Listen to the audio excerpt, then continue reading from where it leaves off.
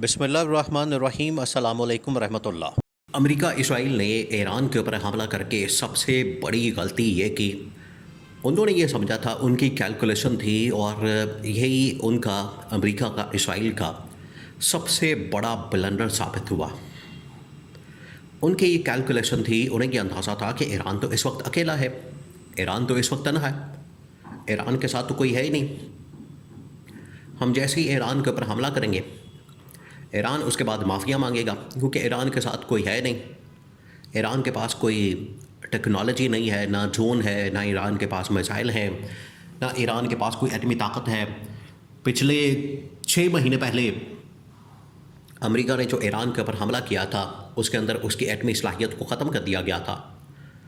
तो अमेरिका ये समझता था कि हमने क्योंकि ईरान को बिल्कुल ज़ीरो कर दिया, ख़त्म कर दिया, तो ये आखिरी हम हमला करेंगे, उसके बाद ईरान के ऊपर कब्ज़ा कर लेंगे।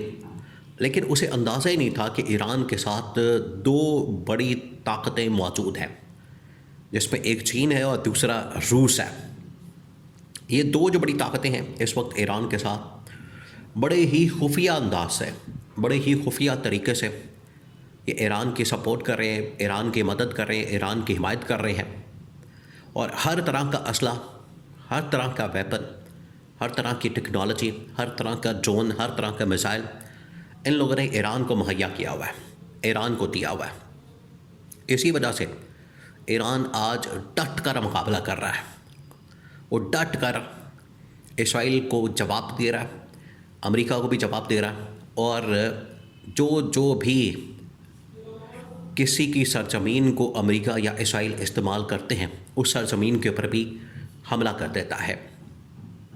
जिस तरह से सऊदी अरब के ऊपर हमला किया, यूएई के ऊपर, क़तर के ऊपर, कुवैत के ऊपर, बहरीन के ऊपर, क्योंकि इन ममालिक की सरजमीन को अमेरिका इसराइल इस्तेमाल कर रहे थे। ईरान ने इनको भी नहीं छोड़ा, और ईरान को आइडिया था, ईरान को इस चीज़ का पता था कि मैंने इतने मुल्कों के ख़िलाफ़ महाज खोलना है, इसके बावजूद के ख़तरात हैं, हमला हो सकता है। आप 10-12 मुल्कों के साथ एक ही टाइम में पंगा ले रहे हैं। ईरान एक मिनट के लिए हिचकिचाहट का मुजाहरा नहीं किया, उसने एक मिनट के लिए भी ईरान ने हिचकिचाहट का मुजाहरा नहीं किया, और ईरान के अचानक से हमला कर दिया गया। क्यों? इसके पीछे जो सबसे बड़ी वजह, देखिए 2-3 वजूहात हैं। एक तो ये कि ईरान नज़रियाती तौर पर बड़ा मजबूत है, ईरान के पास जो ईमान की ताकत है, ईरान के पास जो नज़रियाती ताकत है, वो इस वक्त किसी भी मुल्क के पास नहीं है। ईरान के पास वो नज़रियाती और ईमान की ताकत है जिसके बलबूते पर ईरान अपने मुल्क के ऊपर, अपनी आवाम के ऊपर किसी किस्म का हमला बर्दाश्त नहीं करता। नंबर 2, ईरान के साथ इस वक्त रूस और चीन की हिमायत और सपोर्ट भी है। ये जितना इस वक्त असला, missile technology, drone technology, intelligence information, exact location, जितनी भी इस वक्त सारी सपोर्ट और हिमायत इस वक्त ईरान के पास मौजूद है, वो सारी की सारी रूस और चीन की है। चीन और रूस बड़े ही ज़बरदस्त accurate information, accurate location, accurate इनकी जो स्ट्रेटेजिक पोजीशन है अमेरिका की, इसराइल की, इनकी फौजियों की और इनके हेडक्वार्टर्स की, इसके अलावा इनके फौजी अड्डों की, वो चीन और रूस अपनी टेक्नोलॉजी से, साइबर टेक्नोलॉजी से या फिर दूसरी टेक्नोलॉजी से इंटेलिजेंस के इंफॉर्मेशन एक तो शेयर कर रहे हैं। नंबर 2, इस वक्त जो इसराइल और अमेरिका के ख़िलाफ़, अमेरिकी फौजी अड्डों के ख़िलाफ़ हमलावर है ईरान, जिसमें ईरान ने इनके तमाम के तमाम मिसाइल सिस्टम उड़ा दिए हैं, डिफेंस सिस्टम उड़ा दिए हैं, बड़े बड़े जो इनके दफाई निज़ाम थे वो उड़ा दिए हैं, जिसकी बुनियाद के ऊपर ये ड्रोन को रोकते थे, मिसाइल को रोकते थे, जिसकी बुनियाद के ऊपर ये हमला नाकाम बनाते थे। अमेरिका इसराइल वाले ईरान का हमला नाकाम बना देते थे। ईरान ने उनके वो भी तमाम के तमाम दफाई निज़ाम, डिफेंस सिस्टम सारे के सारे तबाह बर्बाद करके रख दिए हैं। क्यों? क्योंकि उसके पास चीन की और रूस की बहुत बड़ी सपोर्ट मौजूद है।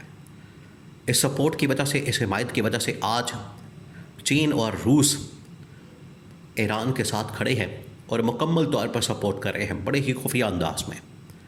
और यही सबसे बड़ा कंसर्न अमेरिका के लिए, इसराइल के लिए बन चुका है। और इनको समझ नहीं आ रही कि ईरान को कंट्रोल करना बड़ा मुश्किल हो गया हमारे लिए। और ईरान के ऊपर इन लोगों ने इतने हमले किए हैं कि अब ईरान जिस तरीके से सर्वाइव कर गया 10-12 दिन, इन्होंने तो प्लान किया था कि 10-12 घंटों के अंदर हम ये ऑपरेशन मुकम्मल करके, रजीम चेंज ऑपरेशन करके, ईरान के ऊपर टेक ओवर करके, कब्ज़ा करके, उसके बाद हम जंगबंदी का ऐलान कर देंगे, सीज़ फायर कर देंगे, ईरान अपने कंट्रोल में आ जाएगा मुकम्मल तौर पर। लेकिन इनके सारे मंसूबे, सारी साजिशें, सारे प्लान से नाकाम हो गए, क्योंकि ईरान के पास 2 बड़ी एटमी ताकतों, चीन और रूस की हिमायत मौजूद थी। और ये सबसे बड़ी स्ट्रेंथ इस वक्त बन चुका है, सबसे बड़ी स्ट्रेंथ। तो ईरान को इस वक्त ना समझा जाए।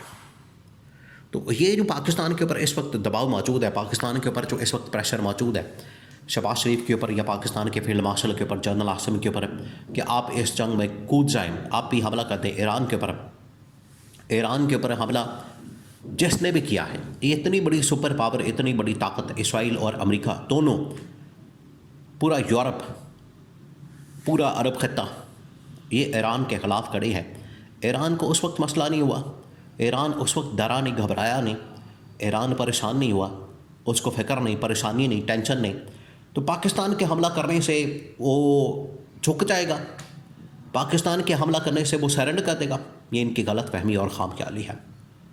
तो ये पाकिस्तान के लिए बड़ा ही अलर्ट रहने का मकाम है, पाकिस्तान के लिए बड़ा ही अलर्ट रहने का टाइम है कि किसी किस्म के इस हमले में ना शिरकत करे, ना डायरेक्ट ना इनडायरेक्ट। उनकी जानिब से ज़रूर डिमांड की जा रही है, ठीक है, उस डिमांड को एक कान से सुने, दूसरे कान से निकाल दें, क्योंकि जो इस वक्त ईरान अमेरिका और इसराइल की दुर्गत बना रहा है, अब उसके बाद उनकी जानिब से इसराइली वज़ीर-ए-आज़म नेतन्याहू के ऊपर भी हमला किया गया। और नेतन्याहू का इस वक्त कोई आता पता नहीं, पिछले 4-5 दिन से मुकम्मल तौर पर गायब है। पहले कुछ आ रहा था, 1 दिन बाद, 2 दिन बाद, अब वो भी आना गायब हो गया, बिल्कुल गायब हो गया, कोई उसका आता पता नहीं, मंजर से गायब है, सीन से गायब है। ट्रंप आता है, जाता है, लेकिन ईरान का जो प्राइमरी टारगेट है, लगता है कि उन्होंने अचीव कर लिया, अपना टारगेट हासिल कर लिया, और वो था इसराइली वज़ीर-ए-आज़म नेतन्याहू की हलाकत। और यही बदला लेना था उन्होंने अयतुल्लाह ख़ामनेई की शहादत का, कि इनको हम मार दें, ख़त्म कर दें नेतन्याहू को। ये वो टारगेट था, निशाना था कि हमने नहीं छोड़ना इसको। तो ये अब बिल्कुल गलत फहमी और गलत कैलकुलेशन के बुनियाद के ऊपर ईरान पर हमलावर हुए। अब इन्हें बज़ाते ख़ुद इस हमले का, इस जंग का और इस पूरी सूरत हाल का अमेरिका इसराइल को ख़मियाज़ा भुगतना पड़ा है।